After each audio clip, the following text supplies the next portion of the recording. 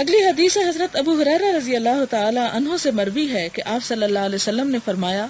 5 نمازیں اور 1 جمعہ دوسرے جمعے تک اپنے درمیان والے گناہوں کا کفارہ بن جاتے ہیں جب تک کہ کبیرہ گناہوں کا ارتکاب نہ کیا جائے، یعنی چھوٹے چھوٹے گناہ جو ہے وہ انسان کے معاف ہوتے رہتے ہیں۔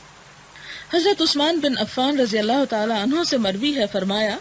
میں نے حضور صلی اللہ علیہ وسلم کو یہ فرماتے سنا، جس مسلمان پر بھی فرض نماز کا وقت آ جاتا ہے اور وہ عمدگی سے وضو کرتا ہے اور خشوع و خضوع سے نماز ادا کرتا ہے، خشوع کا مطلب ہوتا ہے دب جانا، اپنے اندر عاجزی پیدا کرنا، جسمانی طور پر بھی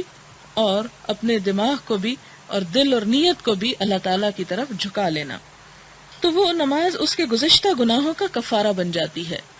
جب تک کہ کبیرہ گناہوں کا ارتکاب نہ کیا جائے، اور یہ ہمیشہ کے لیے ہے۔ اب آپ دیکھیں کہ جو نماز انسان کے گناہوں کا کفارہ بنتی ہے وہ نہیں کہ جس میں پڑھ کے پتہ ہی نہیں چلے پڑھا کیا تھا، اور پڑھتے ہوئے بھی انسان وہی پچھلی باتیں دہراتا رہے۔ فرمایا کہ عمدگی سے وضو پہلی شرط، اور آپ یہ یاد رکھیں کہ جتنا اچھا انسان وضو کرتا ہے اتنی ہی نماز اچھی ہوتی،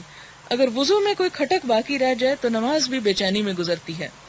اور خشوع و خضوع سے نماز ادا کرے، یعنی انسان پوری طرح اللہ کے آگے جھک جائے اور ملامت کرے اپنے آپ کو اور اپنے عجز و انکساری کا اظہار کرے، تو ایسی نماز جو ہے وہ کفارہ بنتی ہے۔ اسی لیے آپ دیکھیں کہ قرآن پاک میں یا حدیث میں نماز پڑھنے کا لفظ کہیں نہیں آتا، ہمارے یہاں اردو میں پڑھنے کا لفظ زیادہ آتا ہے، جبکہ وہاں پر قائم کرنے کا لفظ آتا ہے۔ اور قائم کرنا کیا ہوتا ہے کہ کسی پڑی ہوئی چیز کو